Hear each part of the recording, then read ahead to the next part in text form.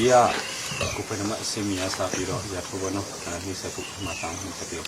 ကျွန်တော်ပြန်တော့မှတ်ကြီး9639တင်5ဘိုးကြီးကောင်းမင်းတို့ပိမာတာဝန်စတင်ထမ်းဆောင်လိုက်စတင်တာဝန်ထမ်းဆောင်တော့ခမ336ခေခေါ်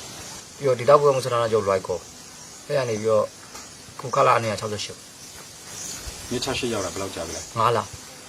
ဒီကြောက်ချင်းပါမှာပဲတာဝန်ထမ်းဆောင်ကြောက်ချင်းစစ်ကြောင်းတင်မှုတလားကန်ပြီးတော့9ရောက်စစ်ကြောင်းနေမှုတော့ကမြို့ထဲမှာဖမ်းဆီးတာတွေပါလုပ်ပြီလားမလုပ်ကျွန်တော်ကတော့ပြောင်းအောင်ဖမ်းအရင်လှုပ်ထားတဲ့လူတွေကြောက်ဘယ်လိုလုပ်ကြလဲအဲ့တော့မသိဘူးတော့ပုံမှန်ထားကျွန်တော်ရောက်တော့ပုံမှန်မရှိတော့ဘာမှနေတော့ကတေးချအမိတ်ပါရထားရှိလဲပြီးကြောက်တော့မရောက်ဘူးတိုက်ပွဲရောဘယ်နှခါတိုက်ပွဲဒီလက်ဒီတော့တင်ပြီးတော့သိမ်းပြီးတော့ကျွန်တော်တို့ကရုံးမှာဆိုစစ်တော့မတက်အောင်စစ်မတက်ဘူးဒီပေါ့ဟိုအရင်တော့ရှင်းတန်းထုတ်ပြီးတော့မိကနေအခုလက်ရှိဒီဘာတိုက်ပွဲမှာရောတန်ရာဘယ်နှချက်ရလိုက်လဲ3ချက်ချက်တစ်ချက်လောက်ပြောပြပါပေးမှာရဒူးရယ်ငထင်ချင်းပဲကတော့ဖောက်ထပ်တယ်အဲ့တော့တိုက်ပွဲဖြစ်ချင်းကိုခဏတည်းယူပြီးခုခါမှုဘယ်လောက်ထိလုပ်သေးလဲစစ်ချင်းတော့တင်းတင်းပို့ပြီးတော့ပြန်ပို့ရကြည်စံဘယ်လောက်ကုန်လောက်သေးလဲကျွန်တော်ပြတာဆိုတော့300လောက်300လောက်ဟုတ်အဲ့လောက်ထိကုန်လောက်ပြလိုက်ပြီဟုတ်ကဲ့အခုရောဒီဖန်စီတော့ရဲဘော်တွေကဘာလုပ်သေးလဲမျိုးတခါပဲကန်တော့ကျွန်တော်တို့ပါမယ်စီရောကိုတာမှုဘယ်လိုလုပ်ပြီးလဲကိုတာယူပါဆေးရတော့အဲ့ဒါတော့ခက်ရှိတယ်အခုလဲအခုတော့မရှိပါဘူးအဆင်ပြေသွားပြီပေါ့โอเคအဲ့ဆိုပြီးတော့ဒီစက်ချက်တော့တောင်းဝင်မှု9ခုနဲ့တက်တောင်ညာကတတားကြီးချမ်းကိုကျွန်တော်စောက်တောင်းထားတာမှာဒီခါလာနေ68ဒီစစ်ကြောင်းတက်လာတော့ပါလာမလားစစ်ကြောင်းတက်လာတော့ပါလာတာမဟုတ်ရစစ်ကြောင်းတွေပဲပါလာကြာပြီလေ2လပိုင်းတော့လမ်းကြောင်းမှာတိုက်ပွဲဖြစ်သေးလားအဲ့မှာလမ်းကြောင်းမှာတိုက်ပွဲဖြစ်တယ်လမ်းကြောင်းမှာတော့တိုက်ပွဲဖြစ်တယ်ဒါပေမဲ့ကျွန်တော်တို့လက်တွေကိုကြိုက်တော့တနက်မပေါ့ဆိုတော့မမလို့ပါကားပုံအဲ့မှာတနက်ဖောက်ပြီးလုံးသွားတဲ့လူကဘယ်လိုလဲလမ်းမှာပြီးသူတွေဖမ်းသွားတာတွေရှိလားအဲ့လိုမျိုးတော့ကျွန်တော်တို့မသိဘူးဆိုတော့ကိုတက်လည်းမဟုတ်ဘူးသူတို့ဖန်သူတို့ပဲလောက်သွားကြတယ်မြင်လိုက်ပြီလားအဲ့လိုမြင်တာလည်းမရှိဘူးဒီလမ်းကြောင်းမှာတော့ရှောက်လေတိုက်ပွဲဖြစ်နေတဲ့ချင်းဟုတ်မြင်တာတော့မရှိဘူးသူတို့ပြောတာတွေတော့ကြားတယ်အဲ့လိုမိတာတော့ပြောတာတွေပဲကြားတယ်အားမှာကျတော့ဒီတိုက်ပွဲဖြစ်တော့တနက်ဘယ်ချက်လောက်ပြလိုက်ပြီလဲပြစ်လိုက်ဆိုကျွန်တော်10ချက်လောက်ပဲပြစ်လိုက်တယ်ပြစ်ပြီးတော့တန်ရတယ်တန်မှရတယ်ခါနဲ့ပေါ့ဒီစမ်းနေရလားဖို့ဒီကွဲရတယ်ဒီလားအစမယ်စမ်းမယ်ဟုတ်ဒီမှာစမ်းမယ်ဟုတ်ကဲ့အဲ့တော့အတန်ရတော့ဘာလုပ်လဲတန်ရတော့ဘာမှမလုပ်တော့ကျွန်တော်ဘိုးစားဘိုးရုပ်တင်းပို့ပြီးတော့ကျွန်တော်လုံလုံတဲ့နေရာပြန်သွားနေတယ်နင်းပြီးနားမှာရဲဘော်တွေကအဲ့လိုတိုက်ပွဲလုပ်နေနဲ့ကြာဆုံးတာကိုရဲဘော်ချင်းတွေ့တာရှိလားမြင်လားကျွန်တော်ရှိမှတော့မြင်တာမရှိဘူးတခြားတိုက်ပွဲဝင်ဘူးလားတခြားတိုက်ပွဲမဝင်ဘူးပြတခါမှတိုက်ပွဲမလုပ်ဘူးဟုတ်အခုဒီဘာတိုက်ပွဲမှာတိုက်ပွဲချုပ်ဘူးလားဟုတ်ဒါပထမဆုံးပဲဒီတယောက်တောင်းလို့တင်းနေရှိတက်ကုန်တကားဆိုရဲဒါမှထမ်းဆောင်တာခလာရ268မိခင်တရား268ပဲ268ရောက်ကြပြီလားအာနာတင်းလေးမရောက်လားအာနာတင်းမတက်ထဲကိုဘယ်လိုဝင်လာလဲတက်ထဲဘယ်လိုဝင်လာကျွန်တော်ရန်ကုန်လှုပ်သွားလို့ရင်တော့အမှန်လို့စစ်သားတယောက်နဲ့ပြီးတော့ကပိုင်းပတ်သက်ကကပိုင်းလိုက်ခံတယ်အဲ့ဒါကိုစစ်သားကိုသူကဘာကူညံ့မလို့မျိုးသူ့ကိုပြောသူကလိုက်ခဲ့ပါဆိုလို့လိုက်တော့ပြီးတော့ဘလိုမျိုးပြန်မလွတ်တော့ပဲနားလည်းမလို့ထဲမှာစစ်သားသူကနေရုံပြန်လာခဲ့မှဆိုပြီးပြန်မလာတော့ကနေတယောက်ကတက်ချက်တယောက်ကမေးတယ်မင်းစစ်တဲ့ဘုံမလားမွင်ကျင်လို့ဆိုတော့မွင်ကျင်လို့ရှိရင်ဒလန်လားဒလန်ဆိုတာဘာလဲသူဒလန်ဆိုလာပြီးထောက်လန်းလာတာပြီးတော့ဘာညာအဲ့လိုပြောပြီးတော့ပြန်မလွတ်တော့အဲ့တော့တက်တဲ့ခိုင်းဝင်လားဟုတ်တက်တဲ့ခိုင်းဝင်တက်ထဲမှာတင်းနန်းတက်တဲ့ချိန်မှာအဆင်ပြေလားတင်းနန်းတက်တဲ့ချိန်တော့သူပြန်ထွက်ဖို့တော့ကြိုးစားလို့မရတော့ကြိုးစားပြတော့တက်ထဲမှာရောအဲ့လိုမျိုးတက်ထဲကနေပြီးစီရီယမ်လုပ်ချင်တဲ့ရဲဘော်တွေကိုလူကြီးကမလုပ်ဖို့တော့ပါရီလက်မထိုးစာချုပ်လက်မထိုးတယ်လို့လည်းကြားတယ်အဲ့ဒါထိုးကြလားကျွန်တော်တို့ခါမှလည်းမလုပ်ဘူးအရင်ကလုပ်ခဲ့သေးလားစာချုပ်ဒီစီရီယမ်လို့စာချုပ်ဟုတ်တယ်မထိုးဘူးရတယ်မဟုတ်ဘူးစီရီယမ်မဝင်ဖို့မတော်ဘူးဆက်ဖို့မရှိဘူးအဲ့လိုမရှိဘူးနောက်ကိုပိုင်းမှာတောင်းဘူး996တတောက်ဝင်ထက်ဟုတ်ကျွန်တော်တောင်းဝင်ထမ်းဆောင်တာကတော့ခလာ268ဒီဘာမှပဲရောက်ဖို့ရပါတခြားမှာတက်ပွဲကမှတုံဖို့သေးလားရှိရမရှိသေးဘူးတတဲဝင်တော့တလူဝင်လာတတဲဝင်တော့ ကျွန်တော်ကဒီမှာဆန္ဒပြနေမှာအဲ့လိုဖြုတ်ခွင်းတဲ့တူမှာအဲ့လိုဖမ်းမိတာရဖမ်းခံရ ခံစားတော့ သူကကျွန်တော်တို့နှမျိုးမေးတယ်တက်ထဲဝင်မလားထောင်ကြခံမလားအဲ့နဲ့ထောင်တော့မကြနိုင်ဘူးလေတက်ထဲဝင်လိုက်တာကြနောက်မှဦးလေးနဲ့ညီမှာလို့ပြန်ထွက်ဖို့တော့စဉ်းစားသေးတယ်ဒါပေမဲ့ချင်းပြည်တော်တစ်ခါမှမရောက်ဘူးချင်းပြည်နယ်ရောက်လာပြီးတော့လုံးဝပြန်ထွက်ဖို့ဖြစ်နိုင်တယ် ဒီဘာတက်ပွဲမှာတော့မှအချီဘယ်ပေါက်လောက်ကုန်လိုက်လဲ တနက်ကန်ကြတော့မရလိုက်ဘူးဗျာ ကျွန်တော်မကန်နိုင်ရဘူး ဟုတ် ဒါခါလေးပို့ဘူး ဟိုကနောက်ဘက်မှာအပေါ်တော်ဆုံးတဲ့ချိန်ကိုတိုက်ပွဲထားဖြစ်တော့ဒီမှာဘေးနာကြည်လာတော့လည်းကြီးလာဆက်လွတ်ညောင်းတယ်ကြီးကောင်းတော့ တန်ညာကဘယ်လောက်ထိရလဲ ဒဏ်ရာကတော့မရှိဘူးဗျအစမှန်တာပဲတောက်စမှန်တာကျဓမ္မရှိမယ်ပြန်နားလေးမှာအစာလေးနည်းနည်းမှန်တာရှိမယ်ဒီလက်လေးမှန်တာရှိမယ်အဲ့ဒါဗျ အခုနေတို့ဒီစင်ရက်ကျဲပေါ်ရဖာစီရဲ့နောက်ပိုင်းမှာဘိုင်လို့ဒီလိုရိုက်မှလာလို့ဒီလား မရှိဘူးဗျ ယောဂရောပြီးစုပြီးလား ဗျဟုတ်ပြီဗျ တောင်းမှုတစ်နှစ်ကို4-5ရှစ်တက်တာပြမော်စီရေတော့တောင်းဝင်စထမ်းလောက်လာဟိုခါလေးရနှစ်ချောက်စီမိကတည်းကဒီတန်းကြတာ တရင်ရောက်တော့တရင်မှာတခါတည်းနေရာဘာလို့တခါတည်းချပြရတာ တရက်မှတစ်လကျော်လောက်နေပြီးတော့စစ်ကြောင်းမှာ15လောက်တော့တွဲပြီးတော့ဆိုဘာလို့တစ်ခါတန်းကြ စစ်ကြောင်းကဘာလို့လဲ စစ်ကြောင်းကတော့မျိုးလုံလုံလေးကျင်းနေပါပတ်ထား အဲ့ချင်းတန်ဒီပြည်သူလူထုကြားထဲမှာဘာလဲအိမ်ထောင်စုစင်စစ်တာတို့အစင်စစ်တာတို့ဘာလို့လုပ်ကြရမလား အဲ့တော့မရှိဘူးကျွန်တော်ရှင်တော့ ဒီလိုရှင်တော့စစ်တဲ့ထဲမှာမပါဘူး ဟောမပါ ဒီတော့ဘာတိုက်ပွဲလို့တဲ့အချိန်မှာတန်ရာရသေးလား ဟိုချီလောက်မှာတော့ပုံစံမှန်တယ်ချက်ရှိ တခြားမရှိ ဟောမရှိ ဘူးဒီဆောင်ကဘယ်လောက်ထိဖြုံလိုက်ပြီလဲ ကြည်တန်းတော့မပြစ်လိုက်ရပါ တနေ့လည်းမကန်ရဘူးလား ဘူးဟောမ ဘာတနက်ကင်ထားသေးလဲ ဒါတနမတော့ကင်လာတော့ M1 ရတော့မကင်လိုက်ရပါဘူးဟိုစပ်ဖြစ်တယ်ဆိုအဲ့ရထားတယ်ဆိုတခါတည်းဒီကျင်းတဲ့ပုံနေလိုက် ရဲဘော်ရောဖမ်းပြီးတော့ရိုက်ပြီလား ရှိပါဘူး တခြားတုံးကတော့တိုက်ပွဲတစ်ခုရှိလား မရှိပါ ဒီရှင်နားနဲ့လာတော့ကလည်းလမ်းမှာတောက်ချောက်တိုက်ပွဲဖြစ်ကြတယ် ကျွန်တော်ကရင်ထဲနဲ့ဟုတ်ကျွန်တော်လေးနဲ့လာ ဒီနဲ့လား ဟုတ် ဟက်စကီနဲ့တခါလည်းဘဲနေလား မုံရွာနေပြီးတော့ကလေးကနေပြီးတော့ဒီကို268ကိုလေးနဲ့ ဘယ်နှယောက်ပါလာတယ်ဒီလိုမျိုးက ကျွန်တော်2ယောက်ထင် နှစ်ယောက်ပဲ ဟုတ် တပ်ပြောင်းနေချာတင်နှန်းစင်းနေလား တင်းတန်းစင်းနဲ့ တော့လ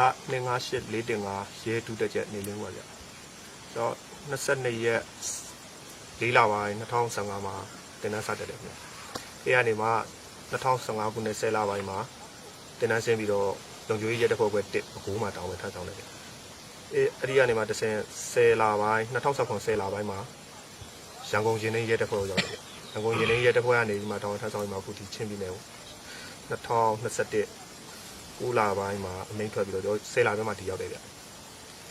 အဲ့မှာရောက်ပြီးချင်းဖလန်မှာ4ရက်လောက်နေပြီးတော့ကျွန်တော်တို့ဘားကိုစတင်ဆင်းမှုတာဝန်ပေးတဲ့အတွက်ဘာမှမပဲ ဘာမရောက်ခင်တော့တိုက်ပွဲတွေထဲမှာပါပူတည်လားစစ်တိုင်းနဲ့ ပါဘူးဗျဒီဘားရောက်မှပဲဒီလိုမျိုးလုပ်ဘူးလားဗျတနက်တောင်ဒီရောက်မှကန်ရ ဒီဆောင်ဘယ်လောက်ထိပြလိုက်ခဲ့လဲ 4000လား5000လားပြည့်ရသေးတယ်ဗျကျွန်တော်တနက်ကဂျမ်းဖြစ်သွားတော့ဘာမှလုပ်မရတော့အဲ့နဲ့ကျွန်တော်ဆက်သွေးတူမြောင်းပြီးတော့နောက်တူမြောင်းတစ်ခုပုံမှုဆိုပြီးကူးတဲ့ချိန်မှာနောက်ကနေမှန်ဗျ တန်ရာရောဘယ်နှချက်လောက်မှလဲ နှစ်ချက်မှန်တယ်ရဒီကဘိုက်မှာကျတော့နောက်ကနေဖောက်ဝင်တိုင်ရတစ်ချက်ပခုံးတစ်ချက်ချက် အဲ့ဒါကြည်စံနိုင် ဟုတ်ကဲ့ကြည်စံတိုင်ရခင်ဗျ ဖမ်းပြီးတော့အခုရောရောက်အောင်ဘယ်လိုလုပ်ပြီးတယ်တရားစင်တော့ဆက်ဆံမကြီးပို့ပြီးတာ ဟုတ်ဒီအဖွဲကဆရာမတွေပဲပူပေးတာခင်ဗျတော်တက်တာ သူကပါရင်ဖာပြီးလဲ မှားတယ်ခင်ဗျဒဏ်ရာဟိုအကြက်မြန်မှုအတွက်အစားတော့ရှောင်ရမယ့်ဟာလေးတွေအဲ့လိုမျိုးလေးမှားတယ်ဗျပြင်ဆေးပုံမှန်တောက်ဖို့လေးနောက်တော့နေတိုင်းလာပြီးတော့တန်ရှင်းလုပ်ပေးကြရဗျ ဘတ်ခမ်းမနေတော့တော်များများမိုးကြတယ်ကြားဟလား ဟုတ် အဲ့လိုပဲလားမိုးနေပဲနေကြလားရေးတွေက အပြေတန်းအလူကြီးရေလို့တော့မဟုတ်ကြလိုပဲတောက်စားပေါ့လူလေးပဲနေကြတာပေါ့လွတ်လက်နေကြရဗျဘာမှတော့ကြေးရွာနေရောတွားလာတဲ့ပြည်သူလူထုနေရောကျွန်တော်တို့ပြဿနာတော့မရှိဘူးဗျအခုချိန်ထိပေါ့ဒီတိုက်ပွဲမဖြစ်မချင်းထိပေါ့ဘာမှမဖြစ်ခဲ့ဘူးဗျ တိုက်ပွဲလုပ်မယ်တိုက်ပွဲဖြစ်မယ်ဆိုတော့ဗာတရင်မှမကြထားဘူး မကြောက်ဘူးခင်ဗျကျွန်တော်တို့တော့အိယာတော့မထားရသေးဘူးဖြစ်ပြီးဆိုမှကျွန်တော်အိယာတွေကနေပြီးတော့ထားပြီးတော့မှအဲ့လို လာနှစ်လေး303တဲ့ရဲတပ်သားစင်သူအောင်မှာတရက်10လ2012မှာအရှိကန်တင်တက်ပြီးတော့ဒီလစင်တာ2013 3လပိုင်း15ရက်နေ့မှာဆင်ပြီးရန်ကုန်ရဲတပ်ရင်ကူလှိုင်းလာရမှာတောင်ထမ်းဆောင်တယ်2014 8လပိုင်းထဲမှာအဲ့ပြောင်းမိတ်ကြပြီးတော့ပဲခူးတိုင်းဒေသကြီးကိုရောက်တယ်အဲ့ဒါနဲ့တောင်ခရိုင်အုပ်တွင်းမြို့နယ်မှာ ကျွန်တော်တောင်းထမ်းဆောင်လဲ2021 9လပိုင်းအထိပဲအဲ့မှာ9လပိုင်းထဲမှာအမိန့်ထွက်ပြီးတော့ဒီရှင်းပြည်ကိုအပြောင်းပါတယ်ရှင်းပြည်အပြောင်းပါတော့ဖလန်းခရိုင်ရုံးမှာတွဲပြီးတော့4ရက်5ရက်လောက်နေပြီးတော့သူတို့လည်းအတူတူပဲဘာကိုဆင်းလာရတယ်အဲ့ဒီအချိန်ကနေအခုဖြစ်စဉ်ဖြစ်တဲ့အထိဘာစကားမှာပဲ တိုက်ပွဲတွေ့ကြုံလဲမကြုံ ကျွန်တော်ရဲမှာတော့တိုက်ပွဲတွေ့ကြတော့မရှိသလောက်ပဲခင်ဗျ ဒီဘာမှပဲကြုံတွေ့ပေါ့ ဟုတ်ကဲ့ ဒီဆန်အောင်ဘယ်လောက်ထိပြလိုက်ခဲ့လဲ ကျွန်တော်ကြည်စံ2ပေါက်ပေါ့တစ်ပေါက်ကကျွန်တော်တို့ကြည်ပေါက်ကမကောင်းလို့တစ်ပေါက်က12တောက်ထဲထားတဲ့တစ်ပေါက်ကုန်သွားတယ်နောက်တစ်ပေါက်ကတော့5-6ချက်လောက်တော့ပြစ်လိုက်တယ် အဲ့ဒါပြီးတော့ အဲ့ဒါပြီးတော့စနိုက်ပါတောက်လျှောက်လိုက်ထောင်းနေတော့ကျွန်တော်လည်းပြန်မပြစ်နိုင်တော့ဝင်းနေရတယ်တန်ရာတော့မရှိဘူးခင်ဗျကျွန်တော် အပုံကောင်းတာဗောနော် ဟုတ် တဲ့ရော ကျွန်တော်လာ2 5လေးခုံ3ညဖိလက်တာနောက်လုံးနဲ့ဖြစ်ပါတယ်6ရက်2014မှာတင်တန်းဆင်းပြီးတော့တင်တန်းစတက်ပြီးတော့23ရက်တလား2015မှာတင်တန်းဆင်းမှာတင်တန်းဆင်းပြီးတော့ကင်းပြည်နယ်မိတ္တအင်းဆင်းနေမှာကျွန်တော်တောင်းဝင်ကြပြီးတော့29ရက်9လ2019မှာဘိုးတိုင်းတိုင်းအနောက်ပိုင်းတာရီခရိုင်တောင်မြို့မှာရဲစခန်းမှာတောင်းဝင်ကြတောင်မြို့မှာရဲစခန်းမှာတောင်းဝင်ကြပြီးတော့ချင်းမြင်တော့အကြောင်းပြပါလောက် ပြောင်းလာတော့ကဘယ်နှခုနေလဲချင်းပြည်နယ်ရောက်တာ ချင်းမြင်နဲ့ရောက်တာ12ရက်10လ2021ကပါ အနာတင်းပြီးတော့ ဟုတ် အဲ့အနာတင်းပြီးနောက်ပိုင်းမှာဒီပါးမှာတခါလေးကြာလာမြို့ထဲမှာနေရလား ဖလန်မြို့မှာရဲစခန်းမှာပဲကျွန်တော်ကြားသေးတယ်4ရက်လောက်နေရ အဲ့မှာနေတော့ကဒီမြို့တွင်းမှာလုံချုံကြီးနဲ့ဒီပြည်သူလူထုဖမ်းဆီးတာလုပ်တဲ့ချိန်မှာဟောပါတီလား မပါဘူးပြကျွန်တော်အဲ့ဒါတော့မရှိဘူးပြ အဲ့ဖမ်းထားတဲ့ဟာတွေရောစခန်းမှာဘယ်လိုထားတယ်ပြည်လား မတည်ဘူးပြကျွန်တော်တို့ အချုပ်ခန်းစောင့်တာတော့ဘာတောင်းမကြဘူးပေါ့ ကမကြောက်အချုပ်ကမှကျွန်တော်မကြောက်ဘူးကျွန်တော်ကျောင်းလုံးလေးပါသွားတာပဲ ရော လာနည်းနည်းလေး3ကတည်းရဲတက်ချက်ထုံးလင်းကျော်2008မှာတင်နန်းတက်တယ်အဲ2008မှာပဲတင်နန်းဆင်းတယ်ဒီလိုရဲတက်ရင်8မှာကြာတယ်အဲအနေမှာဒီနေ့ဒီချင်းကိုမပြောင်းခင်ဒီပဲချင်းကိုကတော့ကျွန်တော်တို့ဒီ21 10လပိုင်းမှာကျွန်တော်တို့ပြောင်းလာတယ်ဘာဟုတ်ကကျွန်တော်တို့10လပိုင်း18ရက်နေ့မှာဘာဟုတ်ရောက်တယ် အဲ့မရောက်ခင်တော့ဒီချင်းတောင်ပြောင်းလာတော့ကအရင်ထင်းကနေဒီရဲတပ်ဖွဲ့ကိုပြောင်းလာတာဒီချင်းတောင်လာတာဘယ်လောက်ရှိလဲအင်း အင်းအားများတယ်ကျွန်တော်400ကျော်လောက်ရှိမှာဒါတော့ဟိုတပီနယ်လုံးပေါ့အရှမ်းဟိုဘက်ဟိုမတူပီမင်းတပ်ဘက်ဟိုဒီဘက်ကတော့ခွဲလိုက်တော့ဒီဘက်က200လောက်တော့ပါလား ဘာအရင်တော့ရဲတပ်ချက်ဆိုအရင်တော့ဟိုဖက်မှာနေတော့တိုက်ပွဲတွေပါကြုံဘူးလား မရှိဘူးကျွန်တော်တော့ရောက်ရင်တိမ့်မယ်ရင်တိမ့်မဲ့ဆိုတော့တိုက်ပွဲတွေ့ကြုံနေပြီဒီရောက်မှဒါကြုံတာ ဒီရောက်တာဘယ်လောက်ကြာပြီလဲခင်ဗျာ ဖလန်ရောက်တာတော့ကျွန်တော်တို့4-5ရက်ပဲကျွန်တော်အဲ့ရနေပြောင်းလာပြီးတော့ဘာဟုတ်တန်းရောက်တယ်ဘာမှပဲဟိုတောက်ချောင်း ဘာမှဘယ်လောက်ကြာလိုက်လဲ တစ်နှစ်ခွဲကြုံတော့ ဒီကြားထဲမှာဒီဘာရောက်ပြီးတော့ဒီရဲတပ်ဖွဲ့တိုင်ကနေပြီးတော့ဒီပြည်သူနဲ့စစ်စီဆန္ဒပြတာစစ်စီရတယ်လို့ဒီနာရှိလားဘယ်လိုလုပ်လဲ အဲ့လိုတော့မရှိပါဘူးကျွန်တော်တို့ဘာမှရောက်နေတဲ့ကာလပတ်လုံးဘာနာစည်းတာဘာညာမရှိဘူးဒီရင်သွားရင်လာစစ်ဆေးရပဲ ရင်သွားရင်လာနေဖမ်းတာတော့ မရှိဘူးအဲ့ဒါဘာမှမရှိဘူးကျွန်တော်ဘာနာစည်းတာတခုမှမလုပ်စစ်ဆေးတာတခုပဲ ဟုတ်ကဲ့ ကျွန်တော်ကလာ2 5 3ည4ခုရှိရတဲ့ခမောင်းလားကျွန်တော်ဟာဘောအခြေခံတင်တန်းက28ရက်10လ2013ကနေပြီးတော့အခြေခံတင်တန်းအမနစ်ရဲလေးကြီးတောင်ဝတိကမှာတင်တန်းတက်ခဲ့ပါတယ်အဲ့ဒီတင်တန်းဆင်းတော့17ရက်4လ2014မှာတင်တန်းဆင်းခဲ့ပြီးနောက်ပြီးဟွာဘောရှမ်းပြည်နယ်အမ26လုံခြုံရေးတပ်ဖွဲ့ပေါ့အားမှာတောင်းဝင်ကြတယ်အားနေပြီးတော့ကျွန်တော်တို့ပဲခူးတိုင်းတာဝတီခရိုင်ဇီးကုန်းမြို့မှာရတဲ့ခါမှာပေါ့တောင်းဝင်ကြပြီးတော့အခုဒီချင်းပြည်နယ်ကိုကြောင်းပါလာ ဒီတက်ပြောင်းရင်နှန်းနဲ့ပါလား ဟုတ်ကဲ့ခင်ဗျတရားရင်နဲ့ပါလာခင်ဗျ အဲ့နောက်ပိုင်းရောပါရီချုံပြီလဲ အနောက်ပိုင်းမှာတော့ကျွန်တော်ဘာမှတော့မကြုံခဲ့ပါဘူးခင်ဗျ ဘာမှ ဘာမှကအခုဒီဖြစ်တဲ့တိုက်ပွဲဒီအတွေ့အကြုံဒီတစ်ခုပဲရှိတာ ရောက်တာကြာပြီလားဘာမှ ရောက်တာကသူတို့ဒီဆရာလုံးနဲ့အတူတူပါပဲခင်ဗျ အတူတူ ဟုတ်ကဲ့ခင်ဗျအဖွဲတည်းပါဟုတ်ကဲ့ မပြော လာနေမှာ6 50တသားနေတော့တော့မကွေးတရားနဲ့ရှင်းပြတယ်တော့ ဖလန်ကိုရောက်တာကြာပြီလား ဖလန်းရောက်တာကြာပြီ9နှစ်လောက်ရှိ ငါးနှစ်လောက်ရှိပြီဘာမှကြာ ဘာမှပဲတစ်ခါတည်း ဖဖပဲဘာမှပဲ ဟုတ်ဖလန်း ဘယ်ရောသားလဲ ဖိုင်ဆိုရင် ဖလန်နေနဲ့ဖိုင်ရောသား ဟုတ် မိဘတွေရောအဲ့ရောမှာပဲရှိရတယ် ဟုတ်ရောမှာပဲရှိတယ် တိုက်ပွဲမှာတန်ရဘယ်လောက်ထိရလဲ ဒီချက်ရပါပေါ့ ဂျီဆန်တန်ရလားပါထိတယ် ဒီစံတိုင်း ဂျီဆန်မြောက်ဂျီဆန်ဘယ်လောက်ထိပြလိုက်လဲ ဒ nó rong theo cái khá thế mà thôi bây giờ rồi 2000ထည့်ပြလိုက်ရတယ်တခါတည်းမှန်သွားတယ် ဟုတ်တယ် မှန်ပြီးတော့ပါလို့လဲဝက်နေလိုက်တယ် ဟုတ်တယ်လေလိုက် 那那可能超一对也得打中的嘛嘛，今天中我这个你是超过你，今天的 ဝက်ထိကန်တင်နန်းကျောင်းကနေတင်နန်းဆင်းပြီးတော့ 也开比呢嘛家里， ဘယ်မှာကြားလဲကြခိုင်ပြီးနေပြော 摸到那哈里嘛家， ဘယ်ခုနှစ်တုန်းကလဲလား 那种谢， တိုက်ပွဲသားဖြစ်တယ်မလားအဲ့တုန်းက 批到批的，咱都批到那批不， မပြစ်ဘူးပေါ့ 批不， တခါမှတိုက်ပွဲတော့မကြုံဘူး 那种不， အဲ့တော့ဒီဖလန်းကိုဘယ်ခုနှစ်ရောက်လဲ 那种那些，都那些嘛要， ဒီအာနာမသိခင်ပေါ့ 好的， အာနာသိခင်တော့မြို့ထဲမှာပဲတာဝန်ထမ်းဆောင်လို့ပြမှာတာဝန်ထမ်းဆောင်တယ် 你妈妈会谈什么？ မြို့မှာရုံးမှနေရလားကင်းဆောင်နေနေရလား 冰霜， ကင်းဆောင်နေလုံချူကြီးပေါ့ 好的， ဘာစခန်းကိုဘယ်တော့မှစရောက်လဲကြာပြီလား 你这不会读呢，读。 အတူတူပဲလားတစ်ခွဲထဲနဲ့လာပေါ့ သူတို့အရင်တစ်ပတ်လောက်သူတို့ကရှင်းနေတယ်တော့နောက်မှာ တဲ့ရွာသားလဲ သူကဘော်တဲ ပေါ်တဲ့ဒီဖလန်းမင်းနဲ့ပေါ်တဲ့ရွာ ဟုတ်တယ် ဒီတေးဘောစခန်းဘေးနားလေးမှာတိုက်ပွဲတွေဖြစ်တော့မိဘတွေကအဲ့မှာရှိသေးလား ရှိတော့ မရှိတော့ပြီးကုန်ပြီ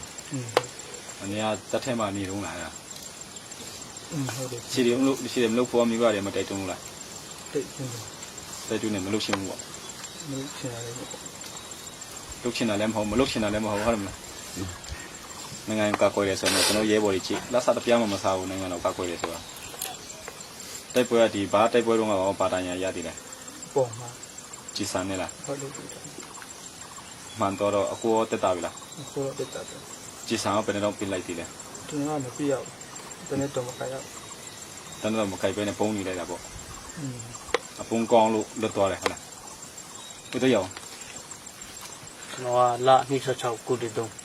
ရတတာလက်ထမ်းလို့ကျွန်တော်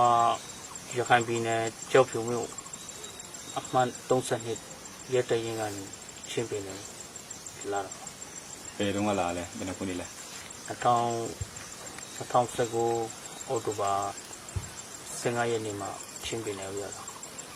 ဖလိုင်းရောက်တာနဲ့ဘာစခန်းချစ်ချင်းပို့ ဘာစခန်းကိုချက်ချင်းပို့ရ ဟုတ် ဘာစခန်းရောတော့တနက်အောင်ပြီးကင်ထားသေးလား ကင်ထန်းတည်း ဒီတိုက်ပွဲလို့တော့တနက်ကင်ထားသေးလားဘယ်နှချက်လောက်ပြီးလိုက်လဲ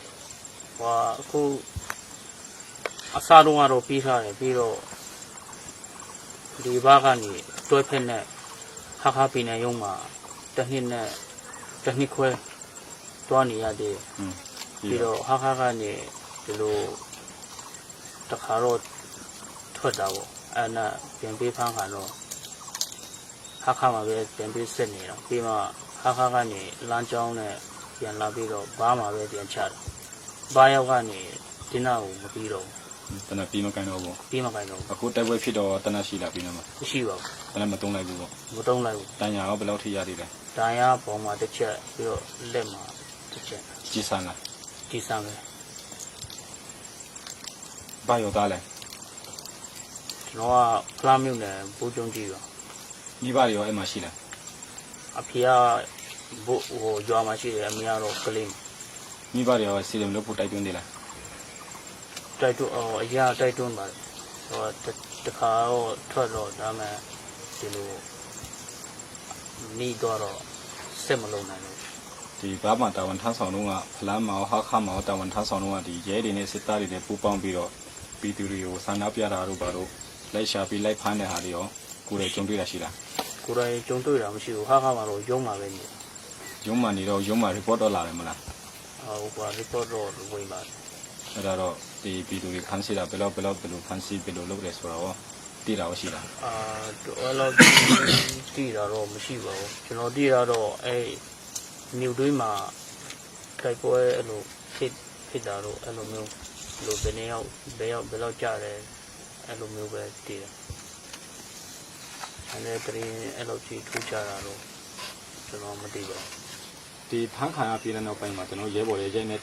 နှိမ့်ဆက်တာကြီးလုပ်သေးလား လုပ်ပါဘူး မလုပ်နော်ဟုတ်ပြီးတော့ဒီမှာအခုဒီရောက်တော့ဒီစာဝတ်နေရောအဆင်ပြေလား ပြပါရဲ့ အေးကိစ္စဝတ်ဖို့ကိစ္စအကုန်လုံးအဆင်ပြေတယ်နော် ပြပါရဲ့ ဒီတန်ရရတဲ့လူရောသူတို့ပြုစုပြီလား ပြစုပြပါရဲ့ ဒ ဘယ်လိုစစ်ကုထဒီရောက်လာတော့တတ်မယ်လို့ထင်ထားသေးလားဘယ်လိုလုပ်လဲ မထင်ဘူးဗျာစားတော့ထဲလာတာ တော့ဘယ်တော့မထင်တော့ အခုတရားနေပြန်ထွက်လိုက်မယ်ဆိုရင်တော့အိမ်မှာလွတ်လွတ်လပ်ပြင်ရဲလား ဘူးမရဘူးဗျအဆင်မပြေဘူး ဘာဖြစ်လို့လဲ ကျွန်တော်တို့ကဒီမှာတိုက်ပွဲဖြစ်သွားရင်စစ်တုံးမိုင်းနဲ့ဖမ်းခံရတယ်ဖြစ်တယ်တစ်ဖက်ကစကားစားရဲ့အမြင်မှာကျွန်တော်တို့စကန်ဆုံးခွာမှုနဲ့သူတို့ပြန်သွားရင်ကျွန်တော်တို့ကစောင့်ကြည့်ခံရမယ်ကျွန်တော်တို့လည်းဖမ်းခံရမယ်ထောင်ထဲရောက်မယ်မိသားစုလည်းအန္တရာယ်ရှိတယ်ဗျ ဒီနေ့မှတင်းရမှာသူကအချိန်ချောင်းလိုက်ရမယ် ဒီဟာစစ်သားနဲ့ရဲဆိုတော့အတူတူပဲပေါ့နော်အဲ့ထဲမှာမှဒီတကယ်လို့ဒီမှာနေရတာဒီတော်လိုင်းတက်ဖွဲ့တွေရောနေလို့ပေါ်ဘယ်လောက်ထိဒီမှာနေလို့နေတော့ဘယ်လောက်ထိလုံချုံလဲဘယ်လောက်ထိလုံချုံမချုံဘူးလဲဆိုတာဘယ်လိုခံစားရလဲ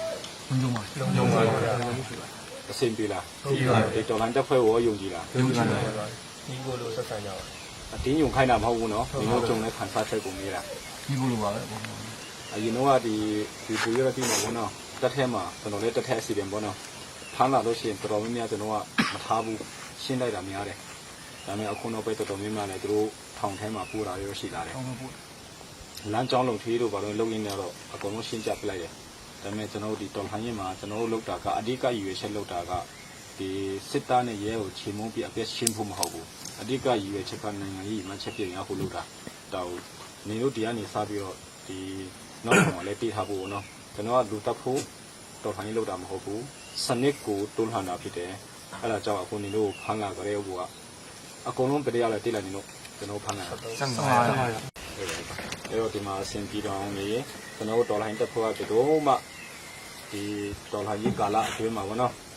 တို့မှကျွန်တော်ရဲဘော်ချင်းတွေရန်သူတွေဖြစ်စေဖမ်းလာပြီဆိုကျွန်တော်ကဒီနိုင်ငံတကာ General Commission Law အနေနဲ့ပဲကျွန်တော်ကအဲ General Law နဲ့ပဲစစ်တုပ်ပန်းကူမှမနှက်ဆက်ပါဘူးဒါပေမဲ့လူအဲ့ရင်တော့တည်င်းတွေတိချင်တယ်လူအဲ့ရင်တော့ခေါ်နင်းနေတာတွေလုပ်မယ်နော်အဲ့လိုပဲရှိနေ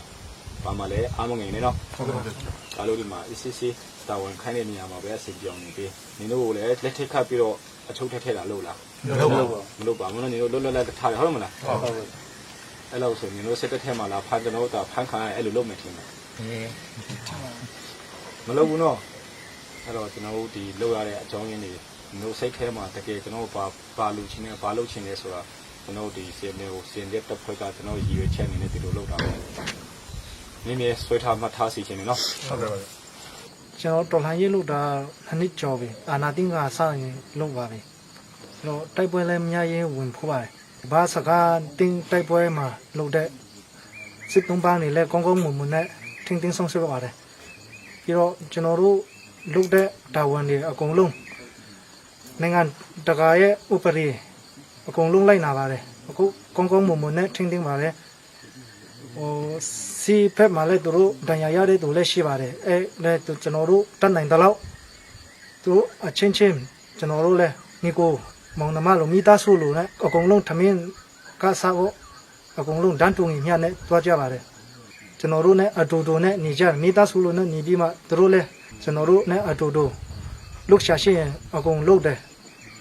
စားရှာရှင်းအကုန်စားအကုန်လုံးတန်းတူညီမျှနဲ့တွားကြပါအခုလိုကျွန်တော်တို့တိုက်ပွဲမှာစစ်တုံးပန်းနေဖန်ထားတဲ့အားလည်းရှိတယ်ဒါမဲ့ကျွန်တော်တို့ကကောင်းကောင်းမွန်မွန်နဲ့ဆောင်းလျှောက်ပြေးတယ်ပြီးတော့နောက်မှာလည်းတိုက်ပွဲမှာအဲ့လိုမျိုးမဖြစ်စီပဲနဲ့ CNDF မှာ CDM လုပ်ကြပါလို့တိုက်တွန်းပါတယ်